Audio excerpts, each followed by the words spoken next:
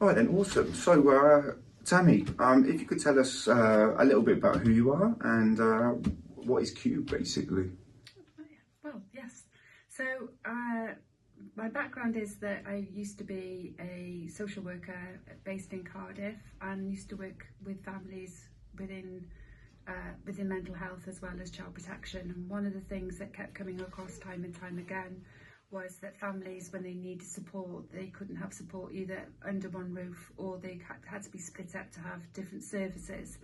And every time I worked with a family, their frustration was having to tell their story over and over again, but also the lack of support out there for a whole family service, especially early on when they need that support, because families got really frustrated when they tried to access support and they were told that they didn't come under their criteria, or that they weren't taken seriously, or for whatever different reasons they felt frustrated because they felt as if they were being passed around.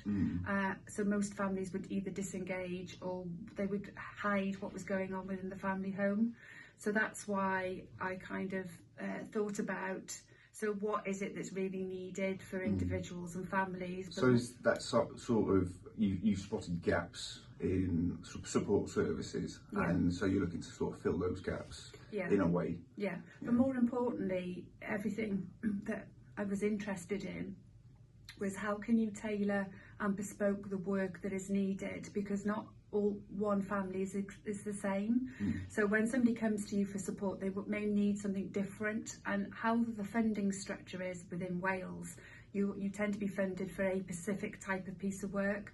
So what I was interested in is that could we be non-beneficiary led, and a beneficiary means is a particular type of individual.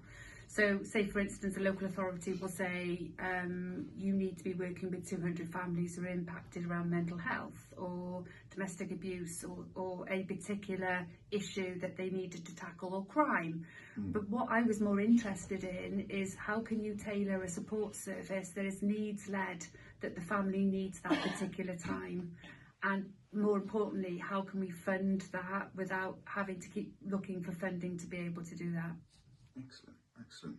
Lisa, anything you want to put on there? Yeah, so one of the reasons that I got involved with Cube is kind of the same but a little bit different, to be honest.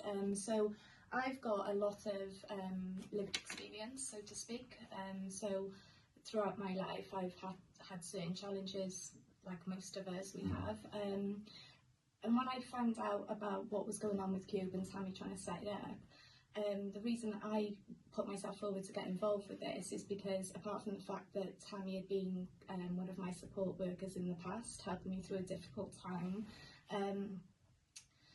it also was very close to my heart because I saw the potential that could have on people. And I think that for a very long time in my own life, those type of support services were never available.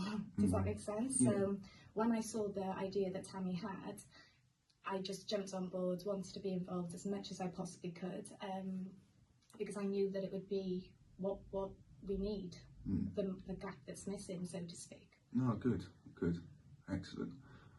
So from what it sounds like, you both got sort of a personal background / motivation to sort of propel this forward. I'd like to investigate a little bit more there.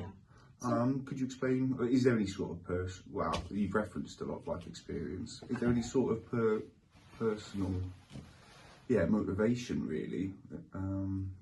Yeah, I think I think what we got to be honest about is the majority, if not all, of the people that come through the doors and seek that support, they're either going through something in their life, or have been going through something, or preparing to go through something in their life that either I've been through or I've closely helped somebody close to me with. Does that make sense?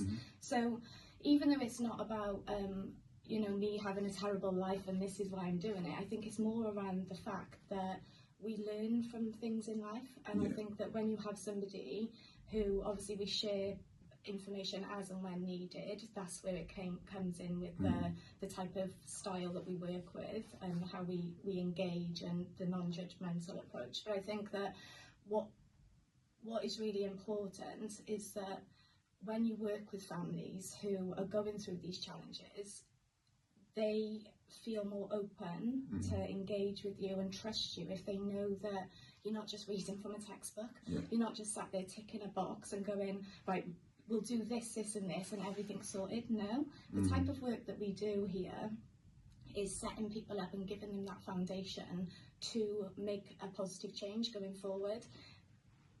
So yeah. Excellent, excellent. Okay.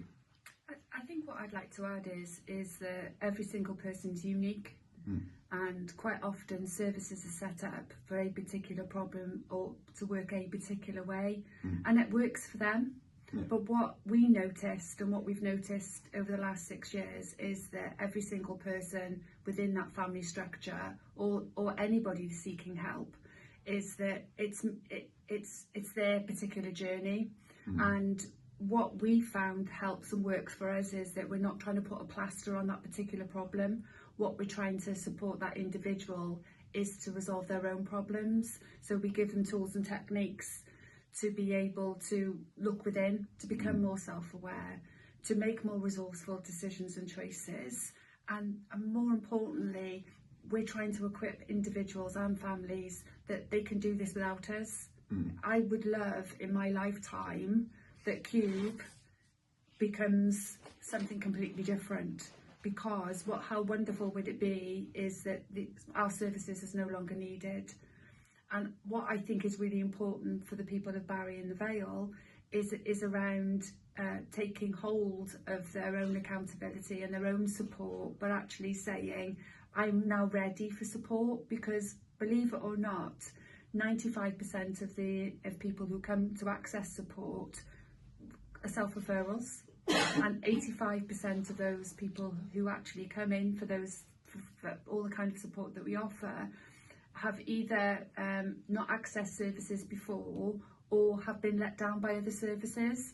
And what I mean by that is, and there's no disrespect to any other services, because it may be that they were not ready.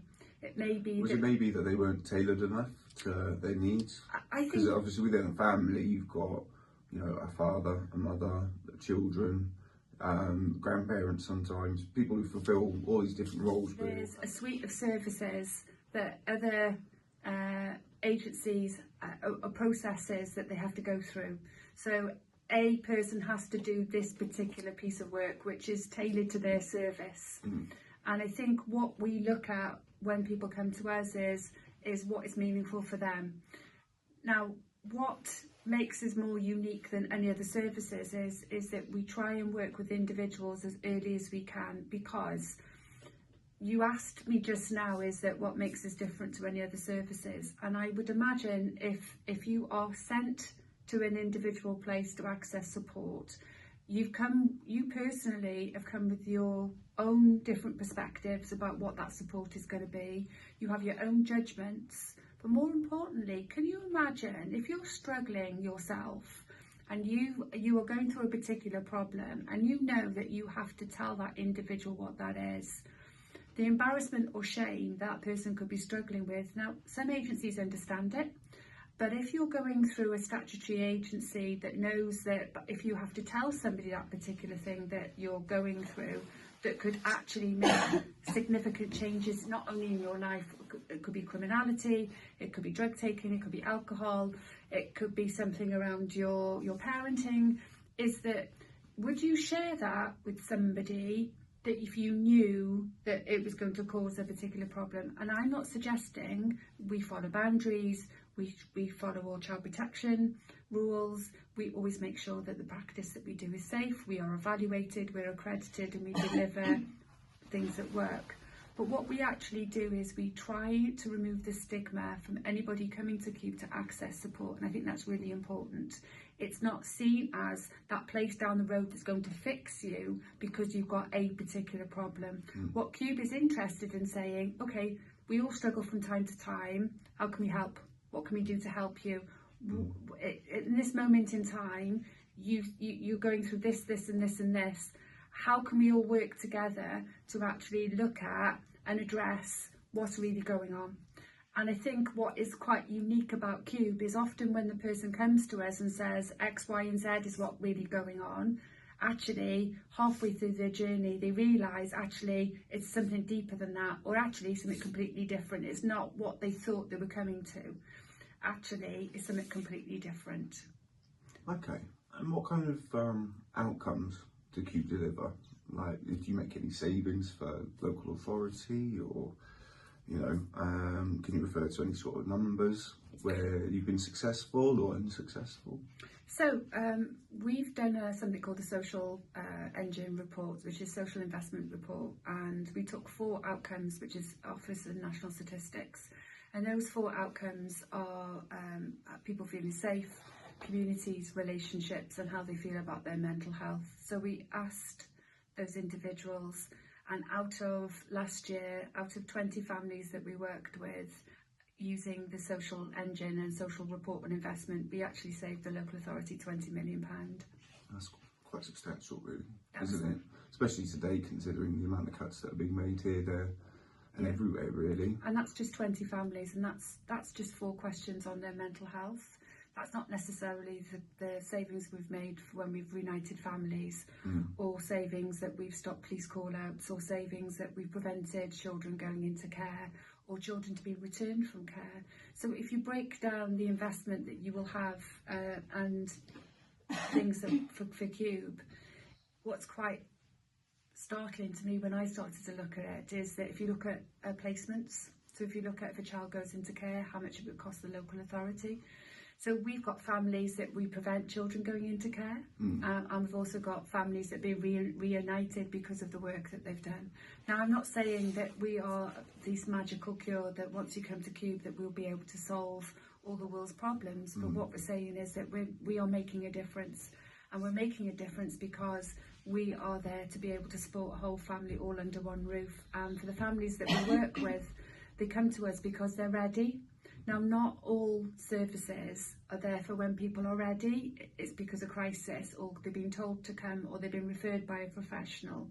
And that's what makes us unique. And I think that's why all the research, all the stats, everything says is that early intervention and prevention works. And it works because it stops things getting worse. No, good. And I think that's a good point to finish there, because the next point I want